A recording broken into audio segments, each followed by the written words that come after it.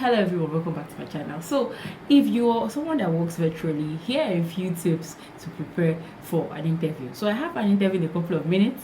That's when it's 7 p.m. It's currently 6:07 thereabout. So I just thought of doing this quick video to let you know how I prep for my interview before the interviewer comes. The first thing I do is to go over the job posting. What job did I apply to? What did the client say they wanted? I go over that post all over again, because you know, when you're someone that's looking for job actively, you don't just go through one job posting. You've read a lot of job postings throughout the week, so you want to be sure what job you applied for all over again. What responsibilities did the client say they needed? And refresh your memory as to what you said you could offer, because you don't want to misplace or say what you said you're going to offer to client A to client B. So you want to just refresh your memory and be sure. So that's the first thing I do. The next thing I do is to ensure that my gadgets are charged, to make sure my laptop is powered up, because I am in Nigeria and lights, we cannot guarantee when we'll have it or not. So I ensure that my gadgets are powered, and also have a backup that fuel your generator in case you need to power it up midway. So that's very important. Then ensure you have enough data.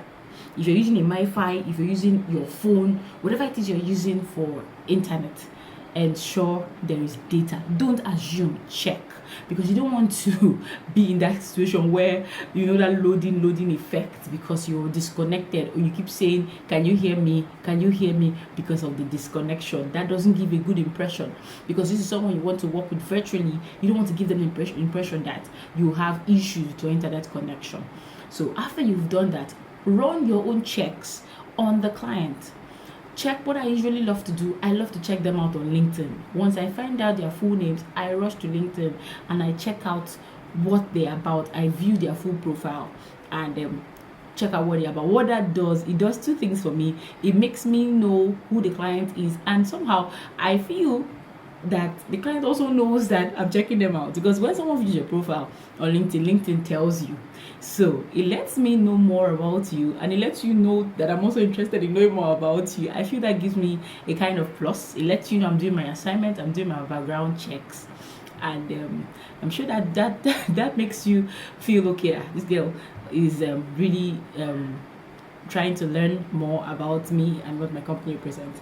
And I also go a step further. If I see a company website, I do well to check it out so I can get more information. So I've had a job interview once where I didn't do all my necessary checks, and after the interview, the client responded back after she has interviewed a couple of other people, and she said, sorry, I went with someone else. And I asked her for feedback, like, what made you go with that particular person? And this is what she said. So that has made me aware of what to do and what not to do. Another tip that you should implement when you're preparing for interview is to always show up 10-20 minutes before the interviewer.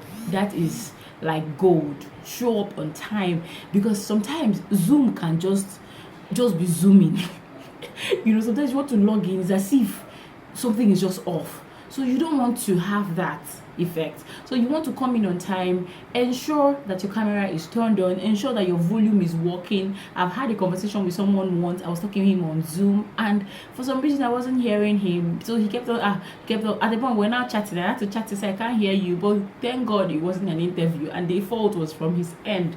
So you don't want that to happen to you midway interview. So make sure you check and log in on time and ensure everything is working.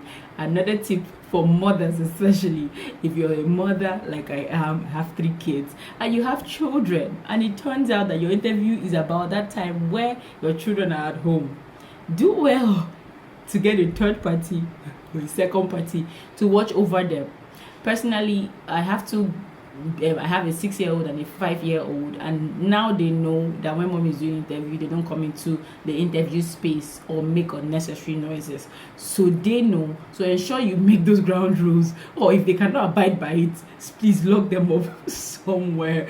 I don't mean lock them up, but like let them have their space, because you don't want to be in an interview and someone just walks in, or someone just comes in and says mommy also. And I currently have a 3-month-old. I don't want someone to cry midway my interview. True story. I've had an interview once, and like 10 minutes into the interview, it was going so well by my judgment. But 10 minutes into the interview, then my baby was barely 3-4 weeks. She just started screaming, and there was no one else at home. So I did not make proper preparations before going for the interview. I could have found someone to hold her for me. So the interruption was much. I couldn't ignore the cry because it was loud. It was coming and disrupting the interview process. I had to take permission and say, sir, please let me attend to my baby. And deep down, I knew that I wasn't going to get that job because what he needed me for was going to be very demanding. And I'm sure he will feel bad taking me out of the time I needed to care for my child. So in his defense, I'm sure he was being nice to me by not hiring me, because after a couple of days he sent me a message that he had gone with someone else. So it doesn't matter how nice you are in the interview process, there's some distractions, there's some interruptions that can hinder you from landing your dream job if you don't take care of it.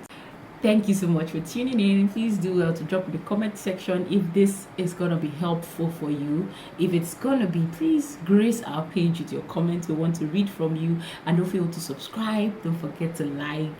Don't forget to share if you think it will benefit someone else. See you in the next video. Bye-bye.